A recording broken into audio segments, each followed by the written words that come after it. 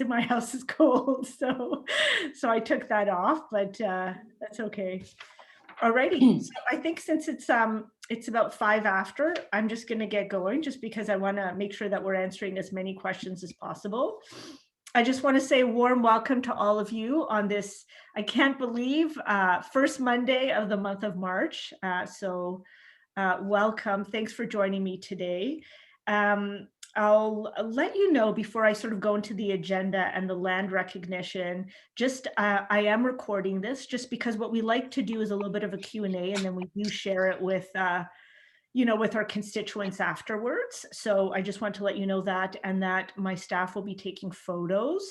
We want to do one where everybody can pose and show their pearly whites at some point right before we end, but there might be a couple in between. So just wanted to make sure that I put that up front.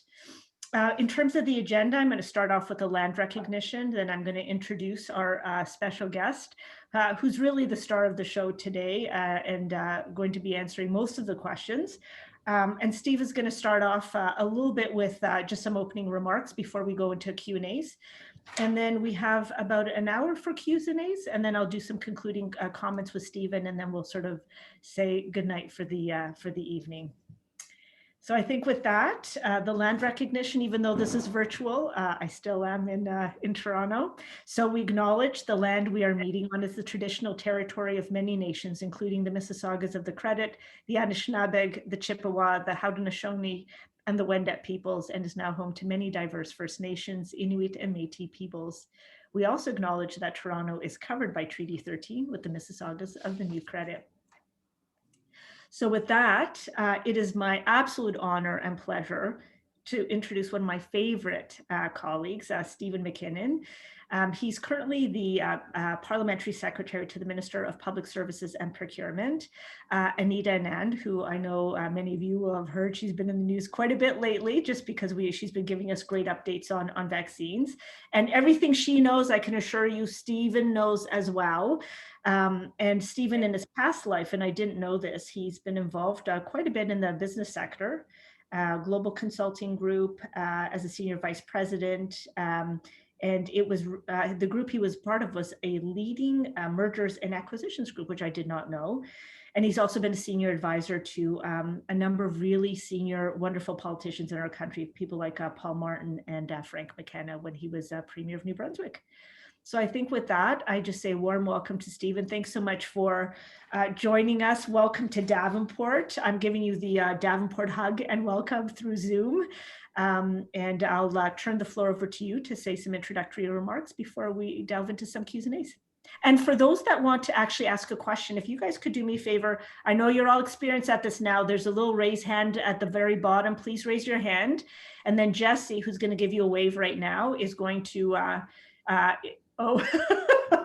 Linda and Dolores, you guys already, even before we even start with the remarks, you're already with the hands up. Okay, no problem. We've got, so Jesse's going to grab your hands, although it's always better to put your raised hand at the bottom, okay? Okay, got you. Okay, thanks so much. Over to you, Steven. Well, wow, thank you, Julie. And good evening, everyone. Obrigado, as I say. Now, we do not have the Portuguese community of, I should tell you, I'm speaking to you from our nation's capital, Gatineau, Quebec, specifically, right across the river from Ottawa. And it is the home of a small but mighty Portuguese community. People like the Arrudas, the Da Costas, and a lot of people who have been great supporters of mine and incredible citizens of our city. So I have a deep affection for the Portuguese community. Plus, it's my favorite restaurant in Gatineau is called Portugalos. So I will say that. But we are here not to talk about that. We are here tonight to talk about vaccines, which is something that, of course, everyone's very interested in. And I know a lot of us spend a lot of our days speaking about. And that what I can tell you is that we've been really talking about this for almost a year now. We've always known that the main way out of the predicament that we're in with a pandemic is going to be vaccines. And through the miracle of modern science, I think we identified very early that vaccines were going to be possible. Like we have to remember that the previous record was 4 years for the mumps vaccine. And we are going to, no matter what, have beaten that record by a considerable number of years in solving this pandemic. And so what happened was we set to work very early, identifying the likely successful vaccine candidates. And if you believe in winning streaks, well, Canada is on an incredible winning streak because the vaccines for which we have encouraging data, Pfizer, Moderna, now AstraZeneca, and most recently Johnson and Johnson, and coming soon Novavax. Well, all 5 of those vaccines are in our 7 vaccine portfolio. And we were very lucky at the beginning to be able to count on a bunch of experts we call the National Vaccine Task Force. And those folks helped guide the government, Madam Anand, the Prime Minister, the Health Minister, on making the choices about which companies to negotiate with. So we have agreements with all of those companies, plus 2 others. And those 2 have yet to report clinical trial data, but there's no reason to believe they won't also come forward with positive results. So that's how we made those choices. Now, we have ordered, I think, 10 times now the number of vaccines that to cover every Canadian. And people say, well, that's puzzling. Why would you do that? Why would you have 10 vaccines for every citizen or every human being in Canada?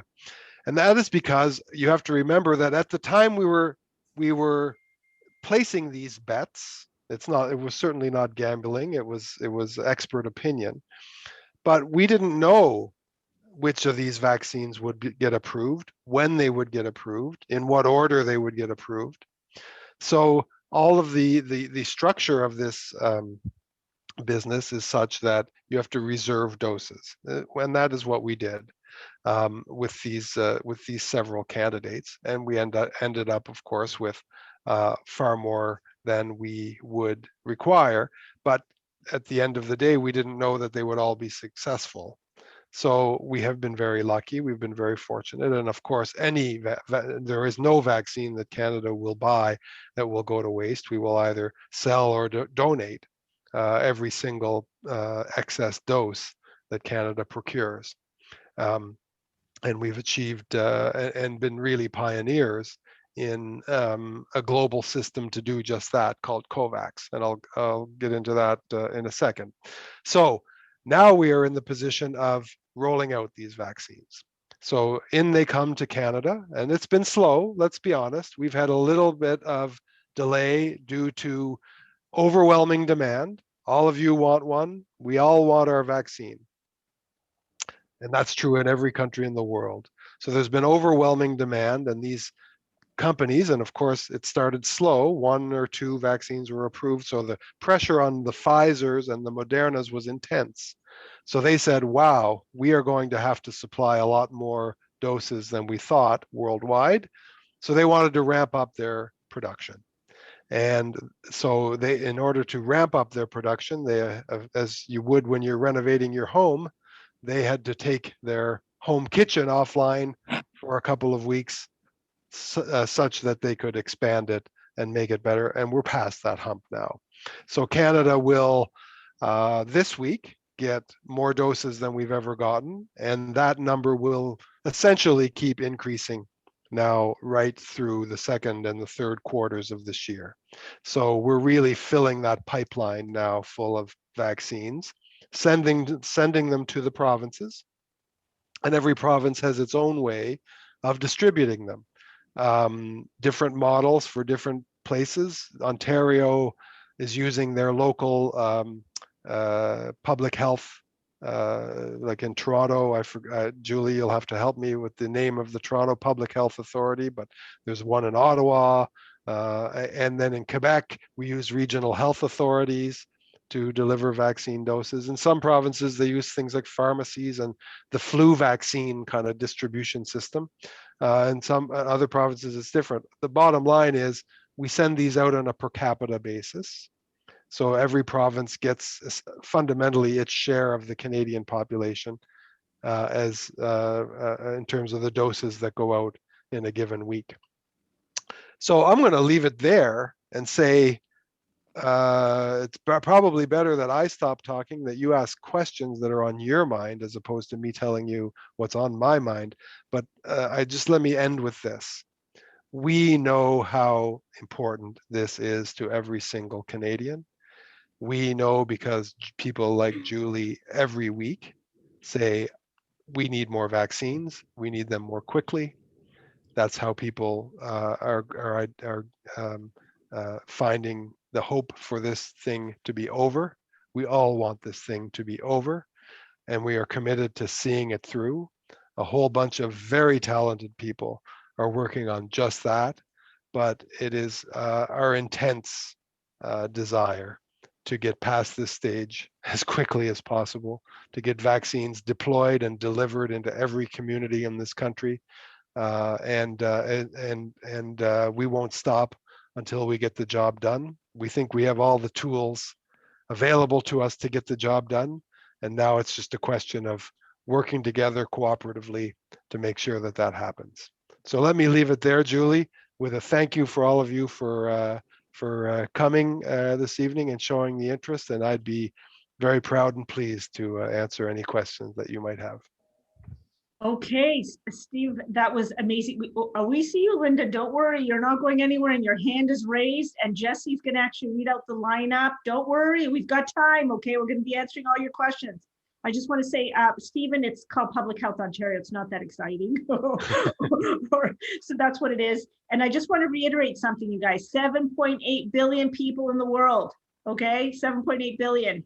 And there's only few companies that are actually producing this. So what Stephen has said is true. It's a miracle that we managed to produce a vaccine in 1 year. That's all the scientists getting together. And it's coming to Canada as fast as possible. And the other thing, before I open up the first question, which Jesse's going to announce, the lineup, we're not going to be able to answer every single question, you guys, just because there is a division between what the federal government is responsible for and what the provincial government is responsible for. But we're going to do our very best, okay? And we will have a time to answer every single question. So please do not fret about getting your question in. Okay, Jesse, tell us what's the lineup for the first three. All right, so the first question, Linda has both raised her hand virtually and on her camera, so I saw that and I've got that. So Linda, you're up first, and then I believe Dolores had also raised her hand at the beginning, and then it's Luzbaus. And then after that, Luzbaus Kunin. I'm apologies if I mispronounce anybody's name. Please feel free to correct me. I'd like to get them right. So Linda, you are up first. Okay. Okay, and this is something that Luz and I, who are friends who haven't seen each other for over a year, have somewhat prepared together. So seniors, individuals over the age of 65 are the group most affected by COVID. And as you know, 80% of Ontario residents who have died from COVID were seniors.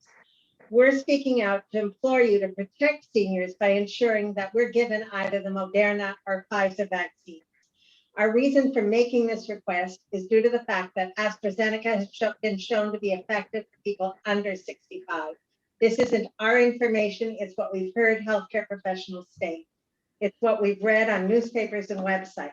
If given no other choice, we will accept AstraZeneca, but we hope the Liberals take this opportunity to push the Conservative Party in Ontario to protect seniors and give us Moderna or Pfizer vaccine. The large amount of AstraZeneca available can be provided to school teachers, nurses, physicians, police, etc., and other individuals who are still in the workforce and under the age of 65.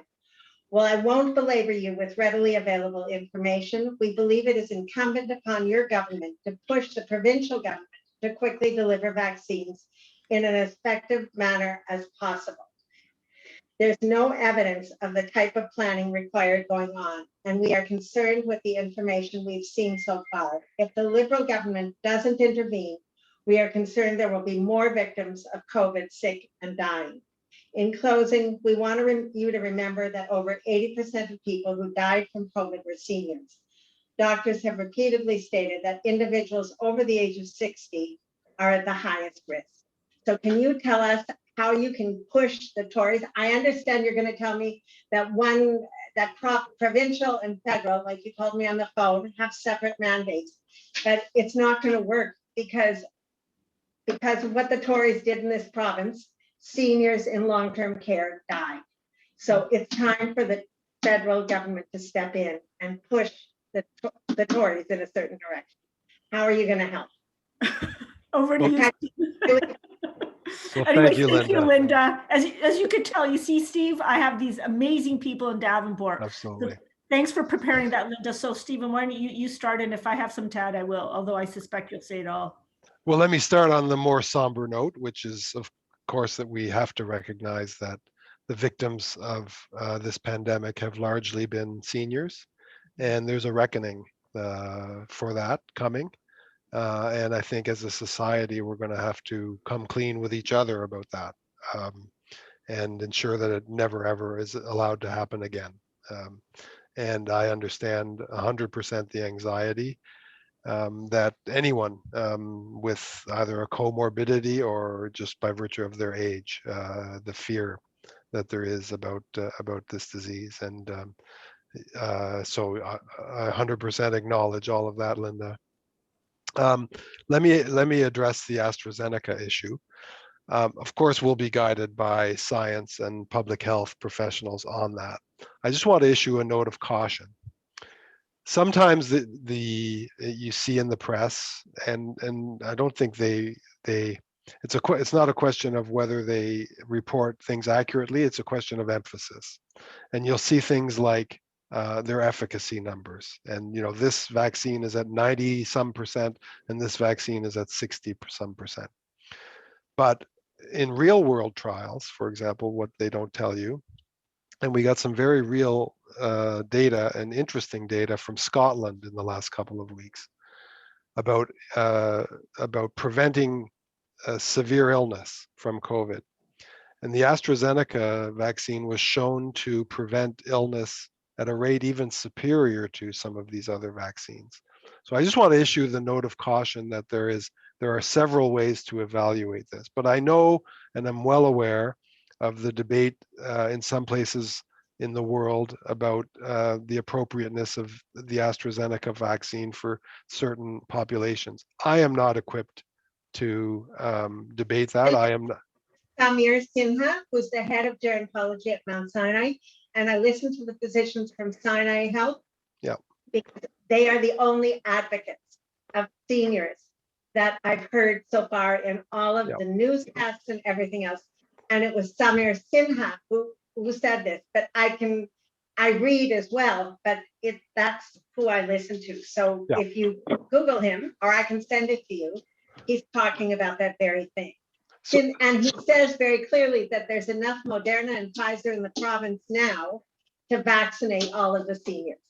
So I certainly want to acknowledge that there is that scientific opinion, and I am not equipped, of course, to rebut it or to support it or to say it's good or it's bad. It is certainly there, though. I certainly acknowledge that. And yes, there are more than enough people that we have to vaccinate, that we can use all of these vaccines and use them all successfully. Let me just end on one thing. I think the important thing to remember is when a vaccine is approved, it's like the flu vaccine every year. It means it's safe, and it means it has a high level of efficiency, meaning it prevents disease. And every single person that gets an approved vaccine is one less person that is likely to spread the virus to others. And so this vaccine, what I would encourage us all to do is to say not that this vaccine is better than that vaccine. They are all good. And when they get applied, or when a human being receives a dose of any approved vaccine, that is one step closer to ending this pandemic.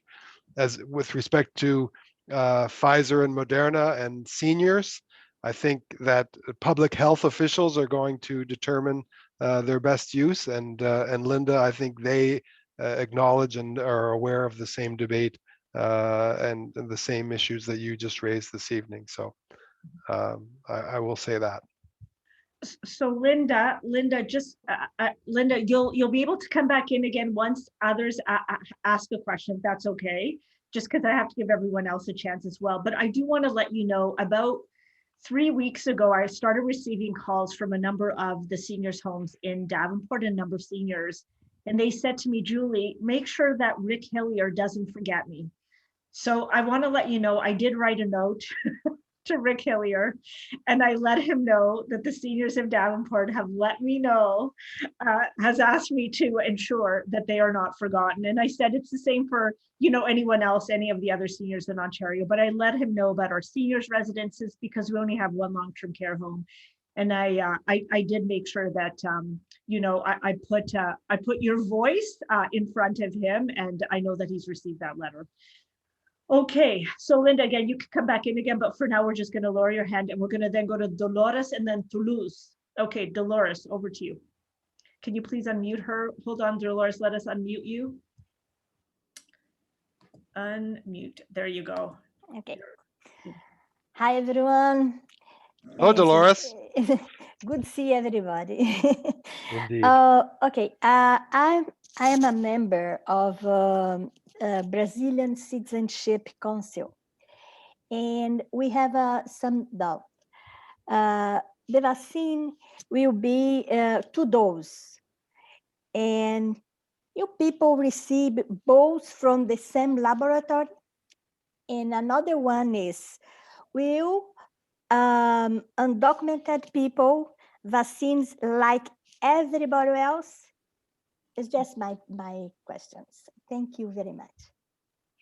So let me understand your question is, should they mix doses from manufacturers? Is that your question, Dolores? Yeah, this is my doubt, because some vaccine is the one laboratory, okay? But this come to 2 doses for each, or is possibility the mix it? Because we have a case in somewhere and they mix it, but nobody knows what happened if you mix it. This is That's right. This is. I understand. I understand your question. So indeed, what the public health authorities are saying, especially in the United States, is there is no evidence to support mixing 2 vaccines, meaning the first dose would come from one manufacturer and the second dose would come from another. There's no evidence to support that. That does not mean that ultimately, if they do trials on this, that wouldn't be permitted at some point. But with what we know today, there's no evidence to support that that's a good idea. So I think what will continue is, if you receive the Pfizer dose first, if you receive the first dose of Pfizer, the second dose you will get will also be a Pfizer and not a different manufacturer.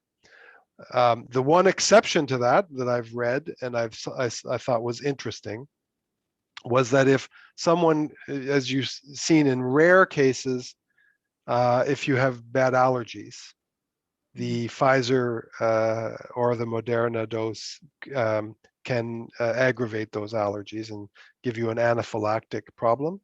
Okay. So they suggest people with allergies perhaps not get them, and they get others. But if you've had a bad reaction to the first dose, then they say if you wait 28 days and take a different vaccine, that would be fine. But that's the only thing I've seen that supports not sticking with the same manufacturer for the first and second doses. Okay, and about the undocumented people, is they go to receive vaccine like everyone else? Yes. Okay, because we have, this is important for us to know about this, to put information in our community, because so many people said, okay, I don't have the papers, I cannot have vaccine, and they Mm. create one big problem. But when you listen this, is so good know about this, and I can put this in my page for inform the people the good news. Thank you As, very much. as best as I am aware, and Julie and her staff will follow up, but I am persuaded, and I think I know that certainly everyone in our government believes that if you are on Canadian soil, documented or not, whatever your citizenship status, you should be getting a vaccine. Yes, and I just want to reaffirm that, Dolores. As you know, I've been a big champion of non-status workers.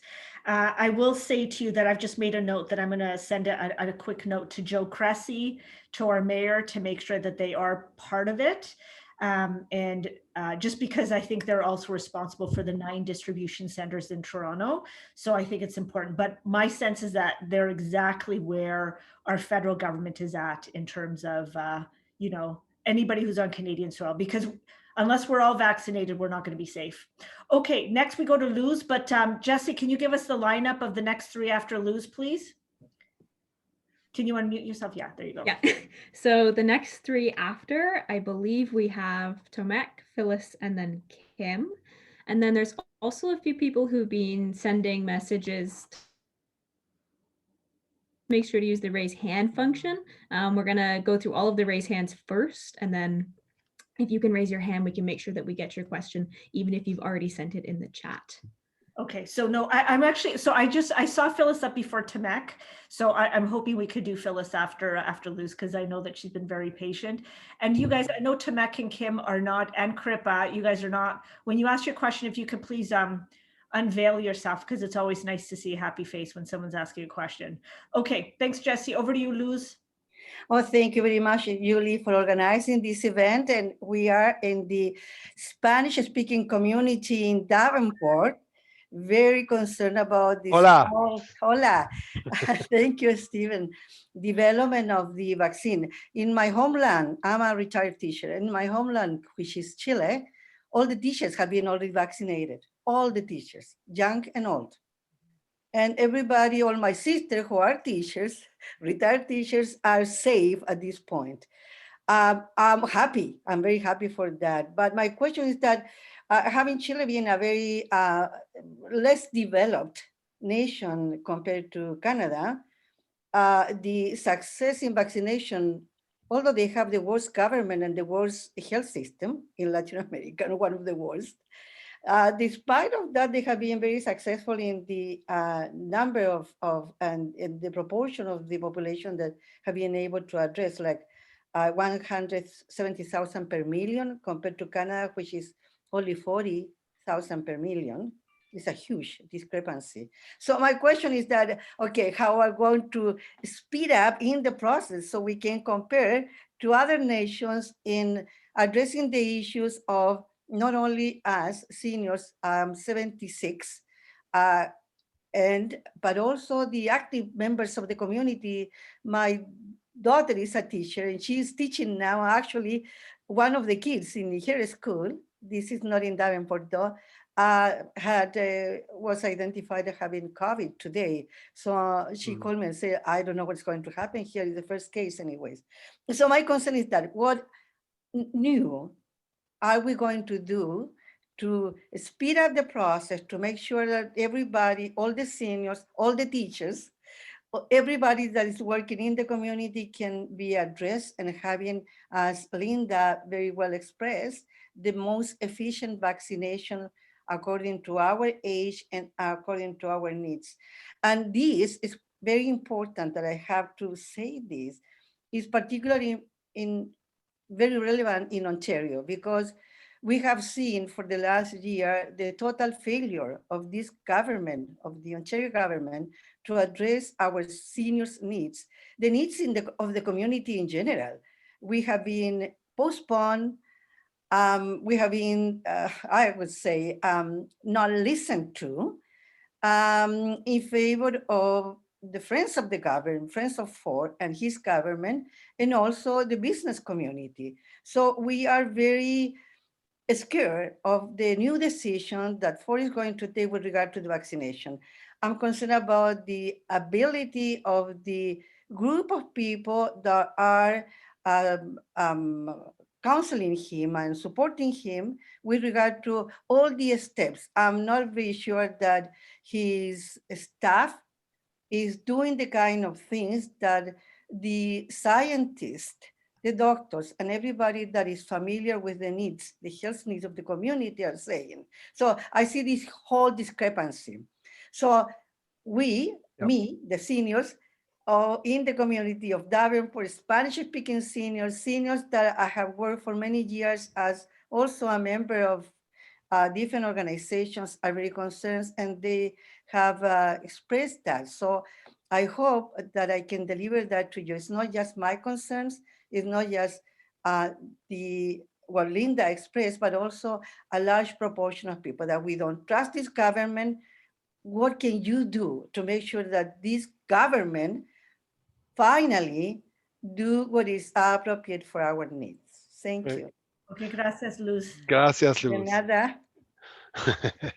Well, look, I'm not an expert on Ontario's public health priorities in terms of how vaccines are going to go. But what I do know is that supply is now essentially a problem of the past.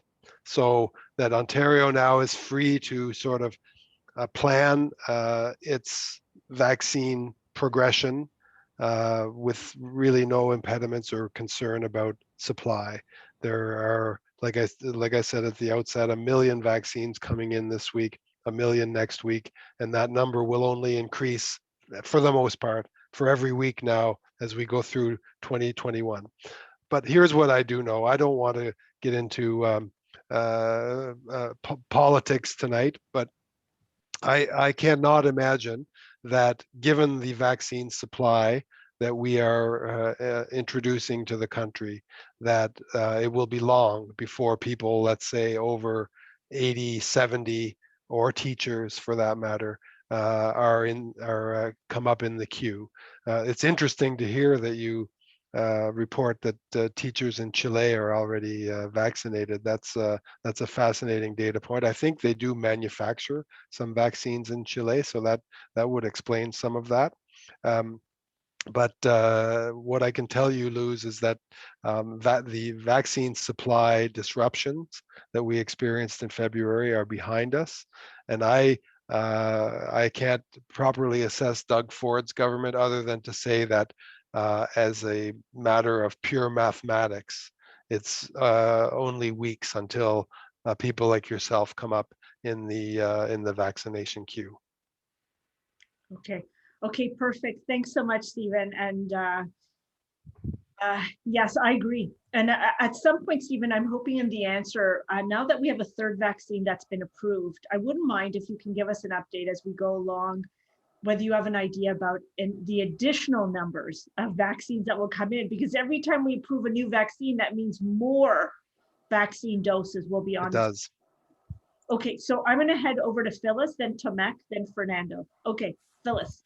Hi, Phyllis. Hi, thank you very much, Julie, for organizing this. Obviously, there's a great many questions and concerns, and I'm going to try not to go over the ground that's already been covered. Thank you, Stephen, for representing the government. I have a comment and a question. One is that I know the federal government was under some criticism for the decision that they made to take a portion of the drugs, I think from the international consortium. I'm sorry, I don't remember the name. COVAX, I think it is. COVAX, thank you. I just wanted to say that I thought that was actually a good decision, that I thought that certainly at that time, the additional vaccinations were not yet flowing to Canada. And I thought that we have to be our own priority. So I just wanted to let you know that I thought that was a good idea. That was a good call. I wanted to pick up on the comment you made, Stephen, about the reckoning around the treatment of seniors really across the country. I mean, it was really appalling. And as someone who's kind of approaching that demographic, it was, it was very scary and very distressing to see that so little investments have been made in the care of seniors. And the situation in Ontario was really shocking.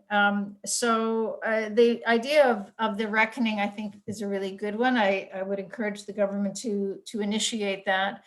But I also feel that there needs to be a reckoning overall about the whole approach, about Canada's readiness in terms of responding to the pandemic. I mean, where we are today, given a year ago, is in many ways astonishing and is a credit to many, many people working exceptionally hard about obtaining the PPE and all of that kind of stuff. But really, we should have been in a much better level of preparation before this whole thing blew open.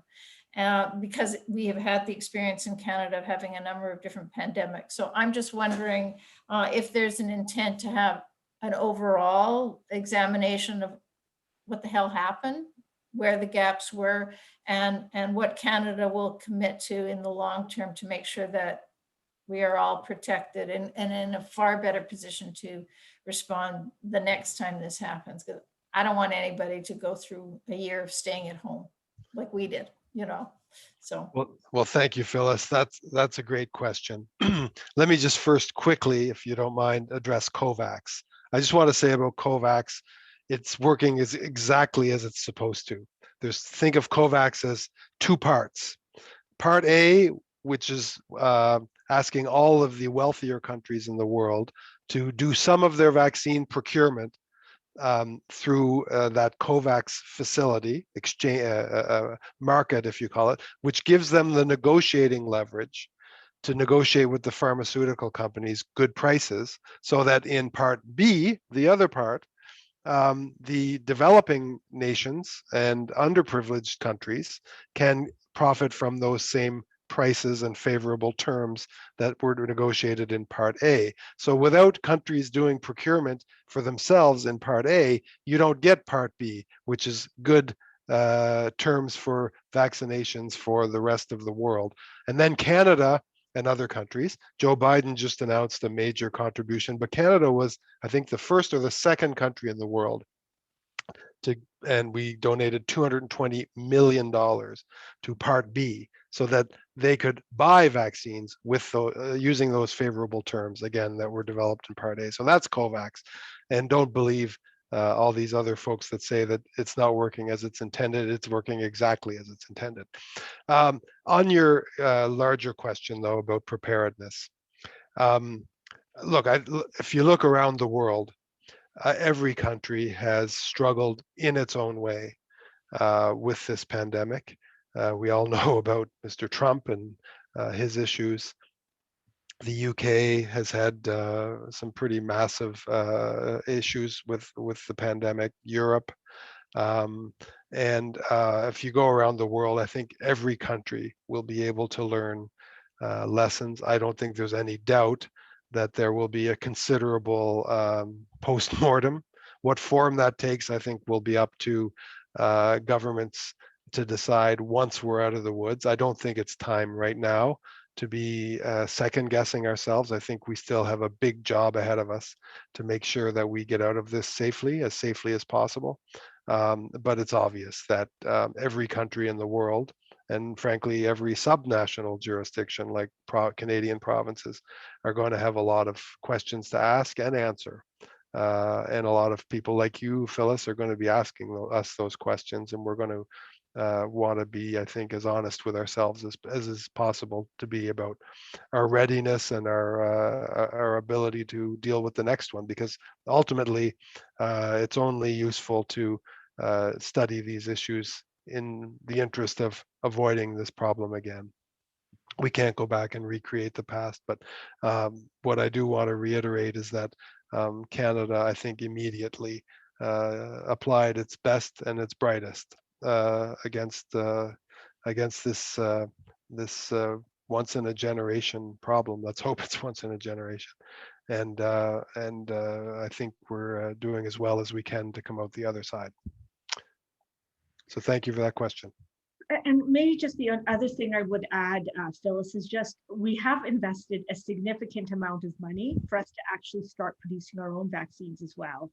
So whether it is in, the 173 million we made it in Medicago, in Quebec City, in Glovax Pharma. Medicago, thank you. Glovax Pharma in Montreal, Biodetrix in Laval, JN Nova Pharma, and Laurent Pharmaceutical. So I think that, and just, my understanding, and Stephen will keep me honest, is that we started already, when we realized we didn't have our own capacity, within a month after the lockdown of our pandemic, we started investing in how do we start building up our own capacity here at home. So we didn't wait for very long. We made sure to be able to do that. And so we've made a number of announcements over the last month or so to sort of say, now we're starting to see the light at the end of the tunnel, where we're starting to have companies that are going to be up, come on stream by the end of this year, to start producing maybe some of the boosters or some of our own vaccines as we go moving forward. So know that that's there, that's underway. And if you read my 15-page opuses that I send out every single Friday, you'll be able to get the full details on each and every single one of those. Okay, Phyllis? Okay, next, we've got Tomek, Fernando, then Kim next. Okay, Tomek, you're next. Good evening, Tomek. Let's just unmute you. There you go. You have to unmute. There you go. Good evening. Hi, thanks for taking my question. So I'd like to bring up the issue of vaccination rates. I think people have sort of already discussed it a little bit, but I just want to sort of get into the details about that. I'm sort of very concerned about the rate of vaccination and how slowly things are currently going. My question isn't about, why we are where we are, because I mean, it's sort of not relevant, but what are we going to do to sort of get that vaccination rate, up higher? And I've got the page open on my computer to Our World in Data, so it's pretty clear what the vaccination rates are in certain countries. Like, Israel's doing 1% of their population a day. It's fantastic. Even the US and the UK are doing about 0.5% of their population per day. These are two countries that have totally blown it when it comes to COVID, right? And yet they're going more than 5 times faster than Canada when it comes to vaccination. So I guess my question is, before I get into any more of this, is how are we going to at least catch up to the US and UK? Thank you. Over to you, Stephen, and then I'll follow you. Well, thank you, Tomek, and that'll give me an opportunity to answer your observation too about AstraZeneca, Julie.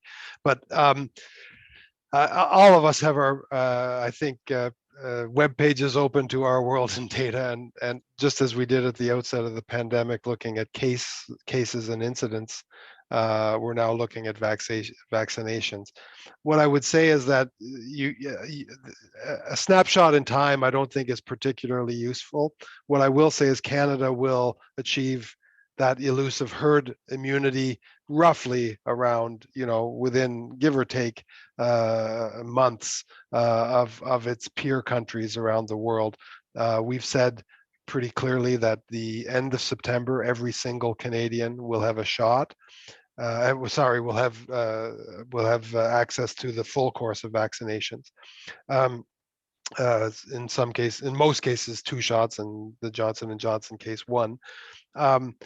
And the pace at which that's going to occur is also pretty transparently available. 6 million doses of Pfizer and Moderna before the end of March, which means 3 million Canadians. And you can extrapolate that into the Our World in Data. But by the end of June, that number balloons to 14.5, 15 million. And again, that's just Pfizer and Moderna. Now, Julie asked about AstraZeneca. We have 2 million doses that we just signed for with the Serum Institute of India. We have second quarter doses of AstraZeneca coming from AstraZeneca itself, and we have the COVAX doses. So those are all incremental to the numbers that I just gave you.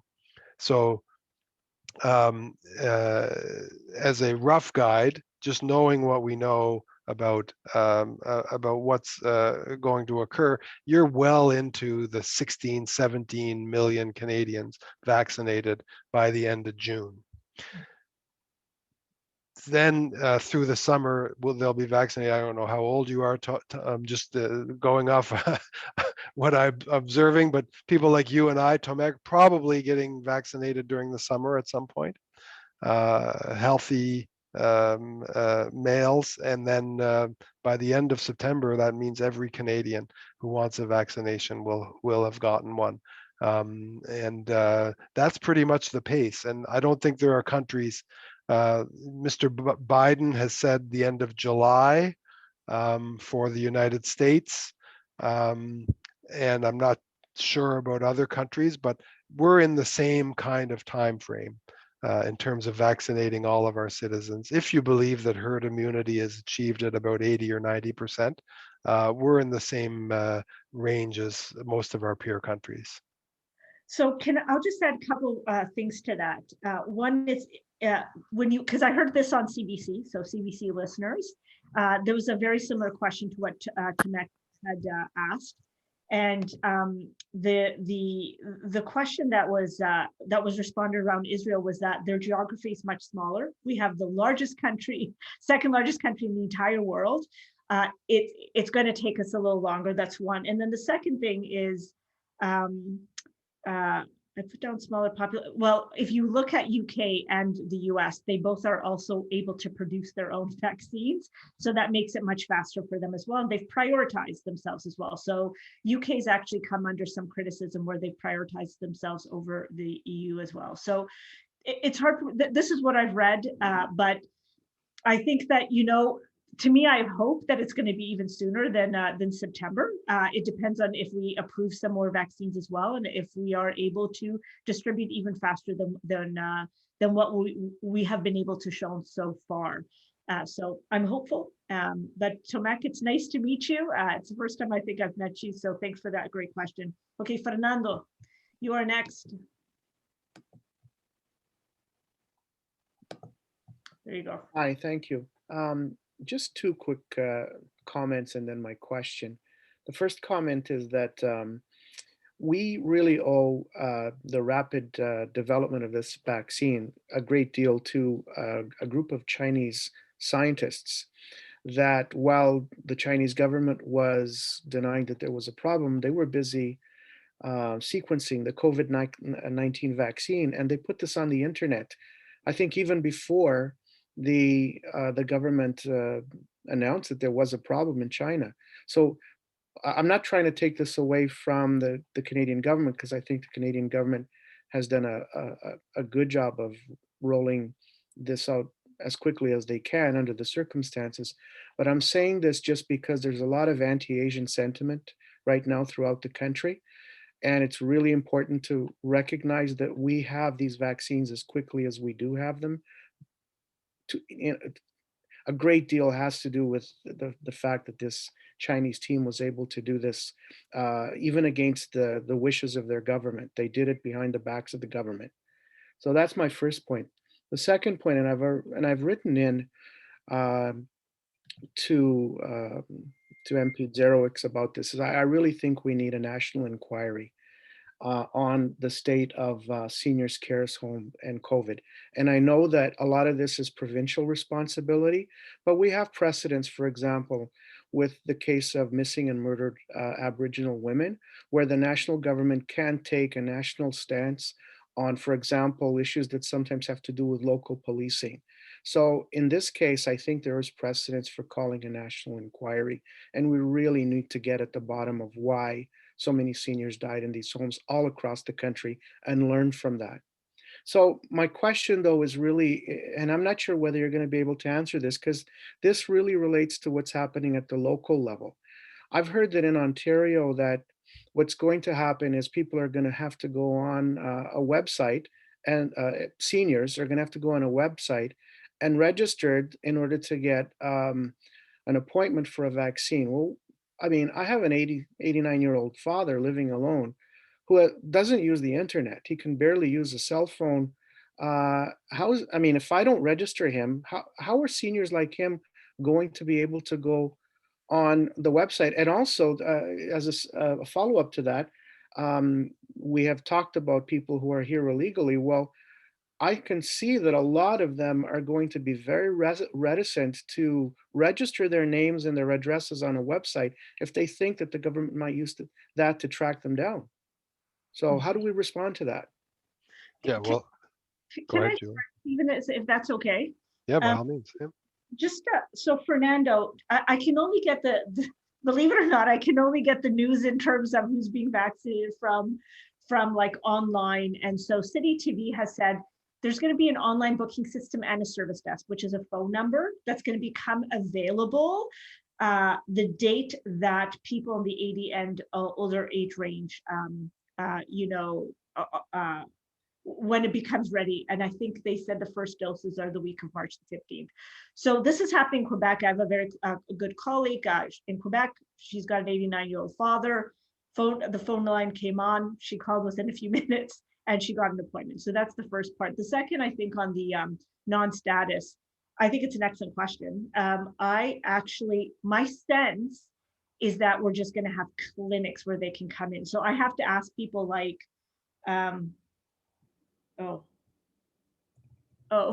Linda's saying that she can barely hear me. Linda, can you hear me now? Yes? Okay, good. So anyways, so Fernando, let me know if you cannot hear my response, but No, I hear perfectly well. Thank you. And so the second part is, I think that's going to be a message I send back, but it's a great question. Stephen, what would you have to add to that? I don't think I have a lot to add to that, other than I know that's an issue that all governments are confronting with respect to the logistics. I think telephone is obviously a key part of this service delivery as well. Being able to call and book your appointment. I did want to just come back to the point about seniors. I think once again, this goes to the heart of, as a society, what we value.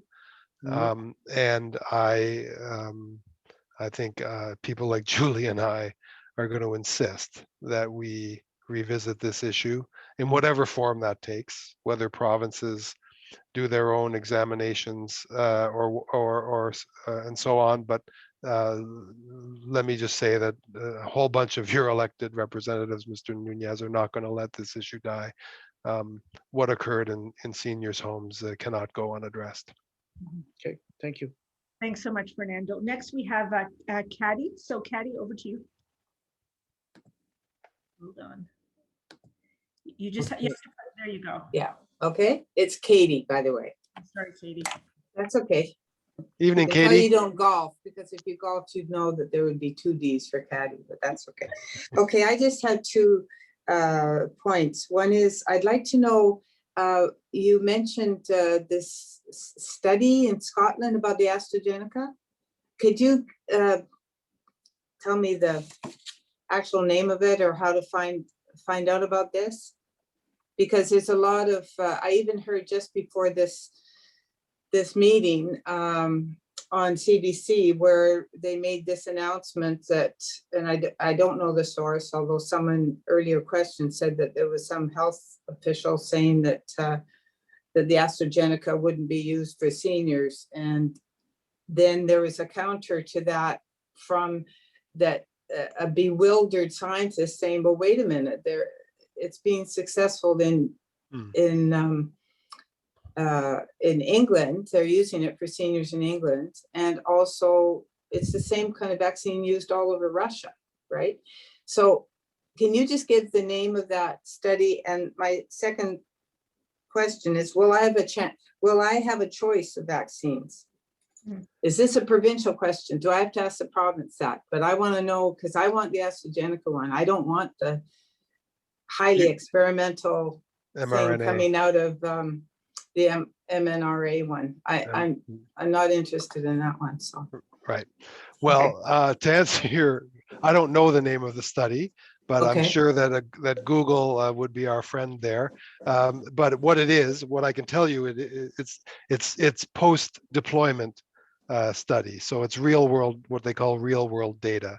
So they obviously observed the incidence of disease among people who had taken the vaccine and people who hadn't, as opposed to clinical trials, which are blind and random, as Yes, you know. And yes. all of that. Okay, I see, Okay, yes. so these numbers came out in the last couple of weeks, say 2 weeks ago, like as in not 7 days ago, but more inside of the last 14 days, and observed that, and I want to be as precise as my memory will allow me to be here, it was the incidence of severe disease, severe illness that was prevented by Pfizer and AstraZeneca in Scotland. And the numbers were both staggeringly good in the 90s. Both vaccines were staggeringly good at preventing severe illness. And I know a lot of different numbers, as I said at the outset, are thrown around about efficacy and so on. And so I want to be as precise as I can with all of you about what this was. This was preventing severe illness, which at the end of the day is what we're trying to do here, of course. But there are different measures of vaccine efficacy. This study measured that one. With respect to vaccine choice, again, I'm not a public health professional, and nor am I in the spot where we're making those decisions. But you have a choice as to what goes in your arm or whether anything goes in your arm. And you can decline vaccines. So by process of elimination, you can decline all the vaccines that are offered to you until you get to the one you want. Okay, that's helpful, Stephen. I also had that question. Jesse, I'm assuming we've got 3 left. We've got Kripa, then Susan. I think that's Susan, and then the other Susan. So although I want to say hi to Vera Frankel, nice to see you. Thanks for joining us.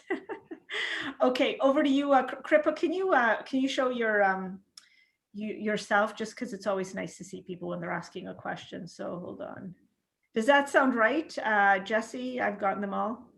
Yes, there's also a few people who've been sending in written questions. So if they would like to get their hands raised virtually there, then we can get those questions as well. Okay, perfect. Okay, so we'll start off with Kripa. Hold on, Kripa, hold on. We have to unmute you. I know it's hard to mute you, but there you go. Okay. So I'm trying to tell you, I haven't really got dressed for a show. So I'm as I am, and I'm actually playing in Money's place, playing rummy. We both play in the games. Oh, I said hi. Yeah, because I'm a senior actually, but I'm also the executive director of the South Asian Women's Center that Julie has been supporting. And Money is here. You can see Money. It's nice to meet you, Kripa. Hi, Money. Nice to see you. Hi, Julie. This is Money. Yes, nice to see you. Money playing rummy with Kiruba. I know. So who's Money? Read all the information you send. So answer Kiruba's question. Okay. So my question is this.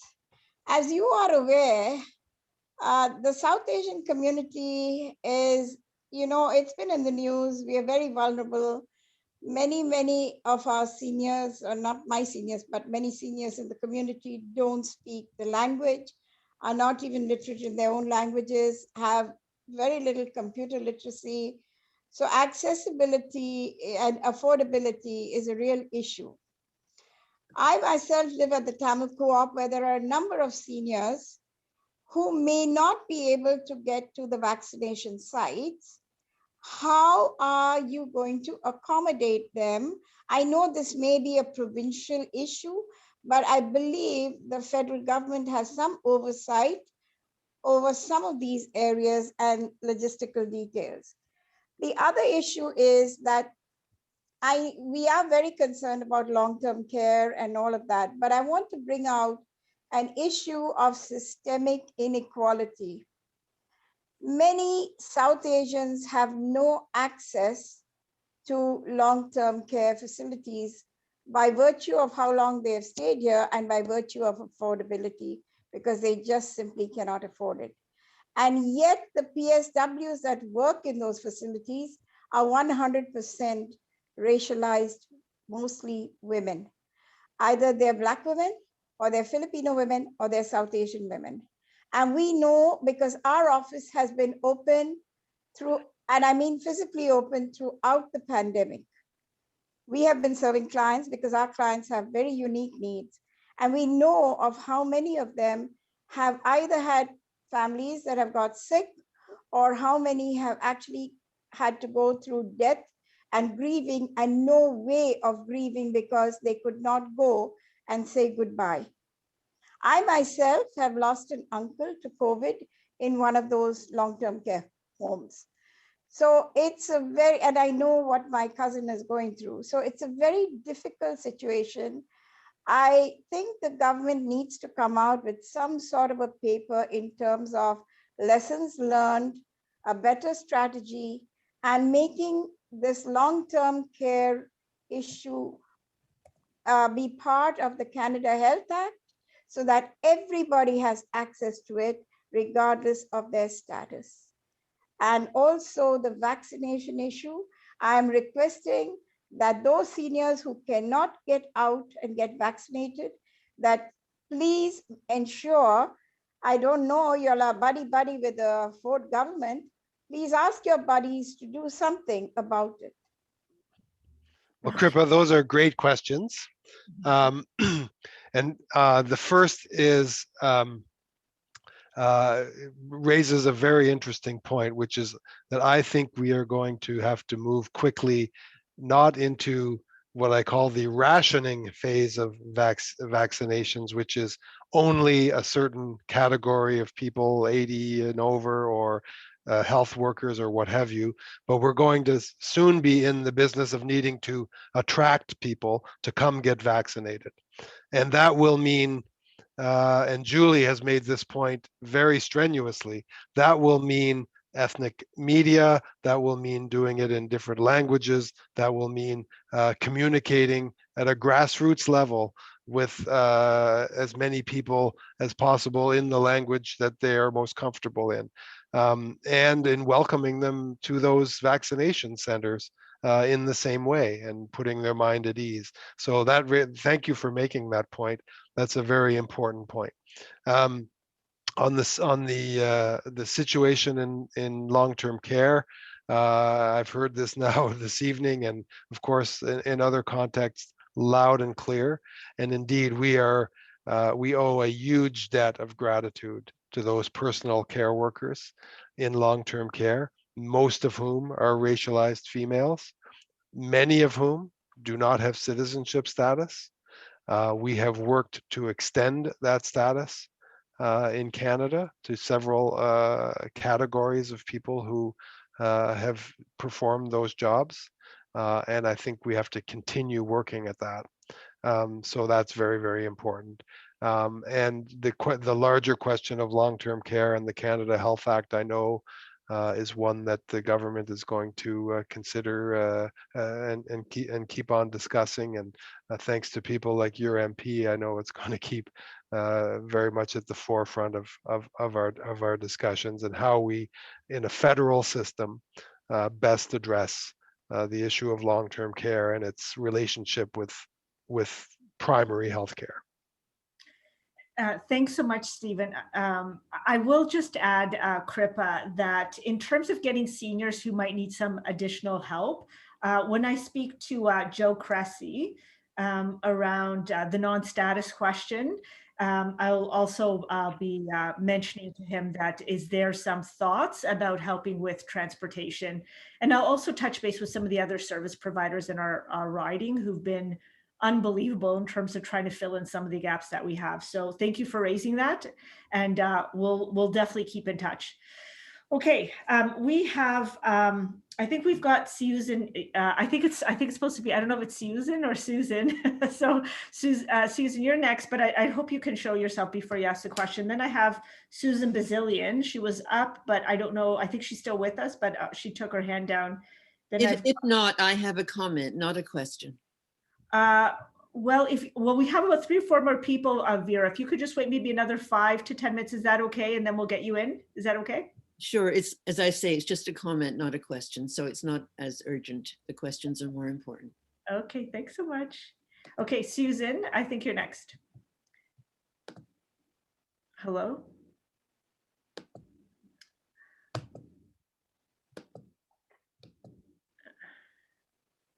Okay. So Susan, I don't see you. So I think we'll go to Susan Bazilia next, and then we'll wait for Susan if she comes around. Hi, Susan. Nice to see you. Hold on. You're on. Oh, hi, nice to see you this evening. Thanks, Julie, for organizing this. One of the questions I had was around the prioritization, especially when I think of vulnerable populations.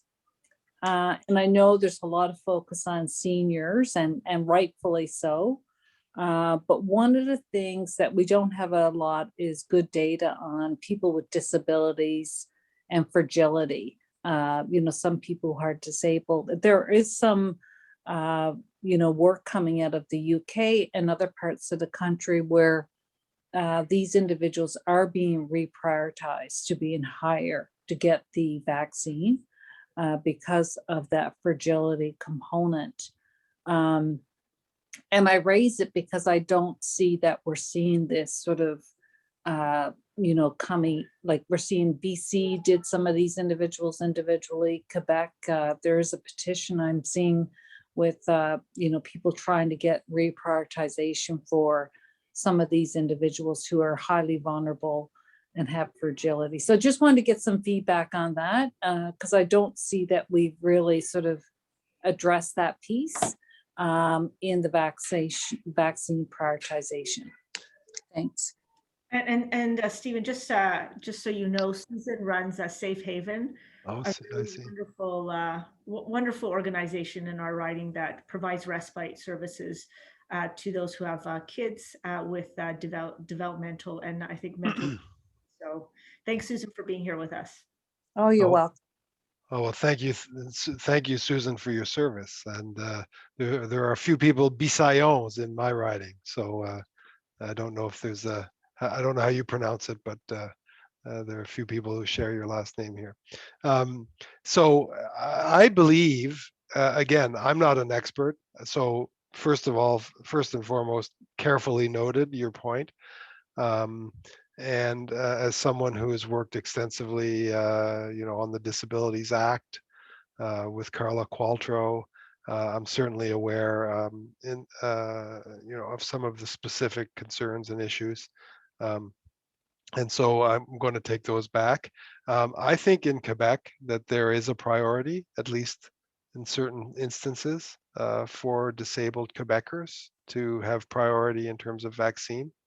And certainly that's true of institutionalized people with disabilities. So I will take that back. I don't know that I can answer your question other than to acknowledge its importance and to make sure that we continue making that point with the public health authorities. Okay.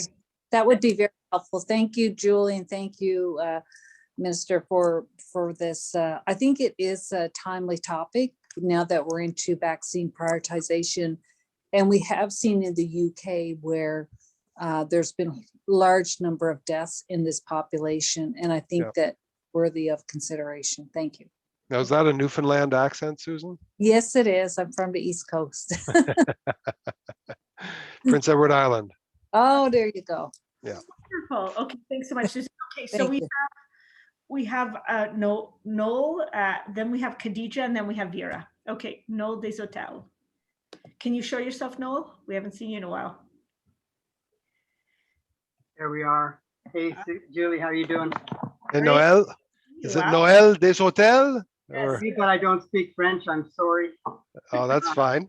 So, look, I just wanted to follow up on Tomek's question. I wish I was convinced, but I'm a little unconvinced about our hitting immunization percentages close to the US or UK. As of about 10 days ago, if you were 65 and above in Nevada, you pick up the phone, you make the call, you get your appointment. And it looks like if you're 65 and above in Ontario, it could be really many months. So, what's the disconnect? Because it really seems, as Tomek said, like the numbers and the percentages are just vastly higher in other countries than here. It doesn't convince me that we're going to be close to the US or UK. Well, thanks, Noel. What all I can do to persuade you is by inference, tell you the basic math. If we only consider Pfizer and Moderna, not AstraZeneca, not the possibility that Johnson & Johnson, which is a single dose vaccine for which we also have confirmed doses. So putting aside AstraZeneca, putting aside the prospective Johnson & Johnson doses, we have 84 million Pfizer Moderna doses. So enough to treat 42 million. There are 37.5 million Canadians, enough to treat 42 million Canadians, and that's children too. Like, we're not even giving doses to children yet. At least clinical trials haven't been completed there. So 84 million doses by September 30th in Canada, confirmed. Then you start adding and being able to move the vaccination effort closer as you add doses we are getting this week from AstraZeneca and next week and towards the end of the second quarter. And then say if Johnson & Johnson gets approved and we have second quarter doses there, that means by the end of June, the number that we're currently using, which is 14.5, becomes 17, 18, maybe 19. Again, I'm only speculating because some of these aren't approved. But once you're into 19 million Canadians vaccinated by the end of June, well, I'll allow you to do the inferences where that puts us in the world rankings. So what you're going to see is us moving very quickly now up that curve. We are going to be relying extensively on the provinces to keep moving those doses through, but you're going to start seeing, I think some of these debates even that we're having this evening about who should be prioritized go away very quickly by virtue of the fact that we're able to move through these categories as quickly as possible and into a world where we're actually encouraging people to come get vaccinated as opposed to rationing doses by virtue of who and or what demographic group that you're in. So that's the basic math. And we can debate whether that puts us in the same category as the US or not. But if you believe that herd immunity is achieved at about 80 or 90%, then we're obviously close within weeks of the United States, and certainly in the same league as other peer countries. Thank you very much. Okay, thanks, Noel. And nice to see you, by the way. It's been a long time. But thank you for the question. And I understand. Look, everyone's glued to that screen. I know. And I'd also say, Stephen, I think there's also, and I don't like saying this, the herd immunity, some people say 70%, some people say 80, some people say 90. It does depend on the vaccine. So, yep. But I think your comment is very valid about if you look at the herd immunity, we're kind of within weeks of the top nations that are being vaccinated. Okay, next we have Khadija. Khadija, when I next see you, I'm going to teach you how to do the raise hand function. But thanks for raise hand. And then we go to Vera for her comment, and then hello, Khadija. Hi. So I have two questions. One is why are people with respiratory chronic conditions under 50 not being prioritized? Because it seems like they're going by age, but there are people with with cystic fibrosis and severe asthma who could be it's not relevant with age, right? They could be under 50-year-olds. And we don't have a list. Doctors are not giving the information. Should they be calling public health directly to find out whenabouts? And my second question is, what about the risk of people in encampment and shelters? It's dual risk. They're also at risk being out there, and even people at shelters, and the other way around, because they're living in congregate settings. Okay. Over to you, Stephen, and then I'll have some Tad. So again, I'm not going to be able to comment too particularly on the public health priorities that have been set in Toronto. What I can say is that the people that you describe in my city of Gatineau, and this is true, I believe, through Quebec, and I cannot imagine that this is materially different, because the public health and the epidemiology theory is just not that different in Ontario. But people that you describe would be in the same category. So people under, in the case of Quebec, 60, people under 60 with a chronic illness or a comorbidity would be in the same category as 60 to 69-year-old people, just healthy people, normal people without comorbidities. So they would go through the 80 years and up, then they'd go through the 70 years and up, and then in the same at the same time as 60 and up, they would also vaccinate people with chronic illness under 60. Do we have any dates on that though, Stephen? I don't. We don't. Okay. I don't, but again, you can draw inferences from what we've just talked about this evening in terms of the time of the arrival of vaccines in Canada, as to how quickly we're going to go through. I just don't have the math off the top of my head, how many people are over 80 or over 70, but I think you're into the May timeframe. And that, again, don't quote me. I'm making a guess. But I think those people that you discuss, which is your main point, are going to be prioritized for vaccine, and very soon. And if I could just add two things to that excellent response. One is, and I'm sure you may have heard this, Khadija, the province actually announced today, again, this isn't the federal government, but I heard this on the radio this morning, they did announce that shelters were put on the priority list as of today to get vaccinated, okay? Very true, yeah. I did hear that today. The thing I would say is, and I do hope the province does come out with this, but my sense is that they're basing, when do you do those with chronic sort of, lung conditions, under 50? I'm assuming they're basing it based on science and where they see the biggest risk. So I'm assuming that's how they're kind of making their decisions around who goes first, the 70 plus, the 60 plus, and then where do we fit in those who've got a chronic sort of lung condition. So I'm also making that assumption, but I'm looking out for that when that comes out. Anyway, thank you, and I'm glad we could come in, and nice to see you. Thanks, Khadija. Good question. Vera Frankel, nice to see you. Mute. Okay, can you hear me? Hello, Vera.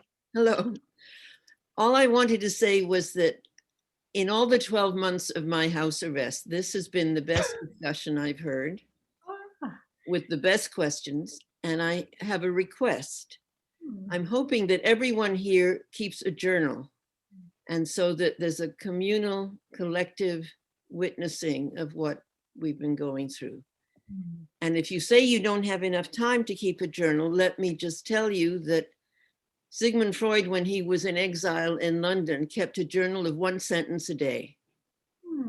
And it's one of the most evocative journals I've ever heard. So I'm hoping everyone here is writing down what they're feeling, what they're seeing, and what they're thinking. Thanks very much. Vera, that's a great thought. And I wish I were doing the same. Well, you have to start today. You have to start today. You have to start with that 1 sentence, Vera. You've completely inspired me. I write every few days, but I think the 1 sentence a day is a wonderful idea. So thank you. Well, first, thank you for appreciating this forum, and thank you for your kind comments. And again, I think it's a testament because I have such an excellent special guest with me today. And then also, I feel so privileged to be in a community where so many people are engaged and thinking about these questions, and the community cares about each other, which is what a lot of our questions are about as well. So I really appreciate that. I will try that 1 question a day, that 1 statement a day, because it'll be interesting to see how that evolves. So thank you, and nice to see you. Okay, so I think we have, Jesse, I think you've texted me that we've got Linda. We have not forgotten you. I see you in the corner, but we have a couple people who are so shy to raise their hand that we're just going to read the couple questions that we have. I don't know if Monica or Jesse's going to do it, but if one of you guys can read 2 together. And then Linda, we're going to zip you in very quickly. And then I've got I don't want to get past Stephen's bedtime. Okay. So So Go over to you, Jen. I have Susan, who I think was having some tech problems maybe. She's got her hand raised, which was fantastic to let us know. But so she's got two questions here, and she says, when the vaccine info came out, the government said people with autoimmune diseases shouldn't get it. Has that changed? And can you get COVID from people who have had the vaccine? And then our second question, the other one I have here is from John I, and he is asking why the AstraZeneca vaccine is not recommended for those over 65. So I'll put all those three sort of together and hand those over. So let me deal with the AstraZeneca question again, because I want to make sure we're really clear about this, okay? That vaccine has been, by one of the world's finest regulators, has been judged to be safe and effective. And there is not a single human being alive who would not benefit from receiving that vaccine. Let's just be very clear about that. That is, strictly speaking, what the science says. And so with that said, as I said earlier, I do want to acknowledge the scientific debate that's going on as to what population would best receive that or not. And so let's just acknowledge that debate's going on, and that I'm not a scientist and not prepared to opine on it. But the main point is the AstraZeneca vaccine is safe and effective, and not a single human being would not benefit from getting it. And so Jesse, remind me of the first question again. So it was about Autoimmune illness, right? Autoimmune diseases, should those people get the vaccine? And then it was also, can you get COVID from people who have been vaccinated? Yes. So the question about COVID from people who've been vaccinated, remember that COVID is a virus that causes COVID-19. COVID is a coronavirus. If you catch that coronavirus, you are liable to get COVID-19, the illness, okay? So the vaccines prevent the illness, COVID-19. There is no evidence, they may, but there's no evidence, at least scientific, it has not been categorically established that it prevents transmission of the virus, the coronavirus. It may do it, it may in fact do that, but there's a ton of evidence that it stops you from getting the disease, COVID-19. So that's why the vaccines were developed, to stop people from getting ill and getting the COVID-19 illness. And it may, in fact, turn out that it also prevents the transmission. We don't know a lot about whether if you're asymptomatic, you transmit less than people who are symptomatic. We don't know a lot about that yet in terms of the coronavirus, and that's going to be, of course, the subject of greater scientific examination. It may well be that the vaccines do both, or do at least some part of both. But one thing's for sure, it prevents you from getting sick. That's the key. So the categorical answer to that question is we don't have evidence yet that it prevents transmission. And I think we answered the question about autoimmune diseases or pre-existing conditions and comorbidities. And Julie, I know, is undertaken to get that information for Toronto, but we've already established that in Quebec, if you were in Quebec, you'd be getting the vaccination around the same time as those aged 60 to 69. Okay, great, Steven, thanks so much. And then Linda, like very quick, okay, because we want to say a couple of thank yous and goodbyes. Okay. Hold on, let me unmute you. Unmute. Let's take, and then we need to take a quick photo as well. I somehow it doesn't want to unmute you, Linda. What's happening here? Oh, there we go. There you go. Okay. I don't mean to be redundant, but I'm very concerned after having spent a year inside of the house to protect myself from not getting too close to people and getting sick, that now there's 9 vaccination centers where people are going to line up one behind the other, like in a donkey train. It makes no sense to me, what I've read so far. I want to know, at what point, if any, will the federal government intervene on behalf of the people of Ontario? Or if you're just going to keep saying it's healthcare is a provincial matter. I have posed multiple questions and Marit Stiles has brought them forward. I'm just wanting to know, I understand you're the federal government, but there should by now be enough reason to cast an eye at what's going on provincially. You said you're going to talk to Joe Cressy. I like him, but I believe he was part of setting up the 9 centers where elderly people are going to have to go in line up, hold their bladders and hold their breath in order to get a vaccine. I see so many problems. I'm an old adult educator, community organizer, as is Luce. You know, I wish she and I could organize this, but we can't. Nobody's asked us. Well, I wish you could organize it too, Linda. Exactly. It'll be perfect, let me tell you. Okay. But let me just say that that's why they're doing appointments. So people, to the extent that it is possible, so people don't have to line up.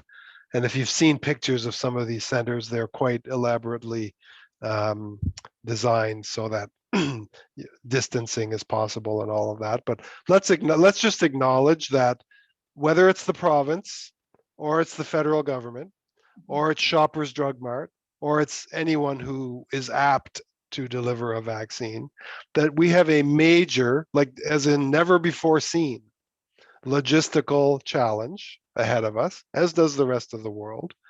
And we're going to have to solve it using good old Canadian ingeniousness. And that's going to look different from place to place. And I think a lot of people are doing their best right now. And look, I'm not immune myself from taking a good political crack from time to time, but I don't believe for one second that the Doug Ford government isn't staying up late at night trying to figure out the best way to do this in the safest way and quickest way possible. I believe they are. And I believe that if the New Democrats were in charge of it, they'd be doing it the same way. And that's certainly the case with us. I do not think the government of Canada would do a better job if it started preparing today, vaccinating the entirety of the Canadian population than provinces are preparing to do on their own. So, I know that people want to think that we could do it better, and maybe we can add in places like we do in the north. We can add capacity. Maybe we can help provinces design better solutions. But I think our value added is kind of that. And I think we have to now, as Canadian governments, all sort of row in the same direction. Now that we have a vaccine supply that is going to be more or less growing and constant and steady, let's row in the same direction and get everyone vaccinated as soon as possible. Very magnanimous of you, Stephen. Okay, we're going to take a quick photo. So everyone who can show their face, we'd love for you to show your face so we could show our pearly whites and then take a 3, 2, 1 photo. So Alex, just if you can count us down 3, 2, 1, and we'll go from there. Okay, well, just it looks like we've got everyone there who wants their camera on. Thanks so much. Okay, we're smiling in 3, 2, 1. Perfect. Okay, thanks everyone. Please go. Thank you. Let me just say, I can't wait to visit Davenport. Best food in the world. Yes. In Davenport. Thank you. Well, first, I just want to say huge thanks to everyone who participated today. Thank you, one, for thinking it was important to be here. 2, thank you for your excellent questions. 3, thanks so much for caring about each other. And you know, it was a real pleasure to have this forum and to give you an opportunity to be able to ask what was top of mind for you. There are a number of things I will follow up, and please make sure you're reading my Friday updates. You will get all the responses on these on the outstanding questions on that format. I also want to say huge thanks, heartfelt thanks to Steve MacKinnon for joining us this evening. You could tell why he's one of my favorite colleagues in Ottawa. Super smart, knows his stuff, really cares. And we're really blessed to have you in the Parliamentary Secretary role, and really blessed that you were able to join with us for an hour and a half, Stephen. I usually do it only for an hour, so thank you for hanging in there. And then my last thanks go to my amazing team. Without you, there's just no way I could do any of this. So thanks, Alex, Monica, Jesse, Marco, Paul, and Abstentia. Thanks for all the great things that you guys do. Have a great night, you guys. Stay in touch and please keep safe. Bye. Good night, everyone, and stay safe. Bye.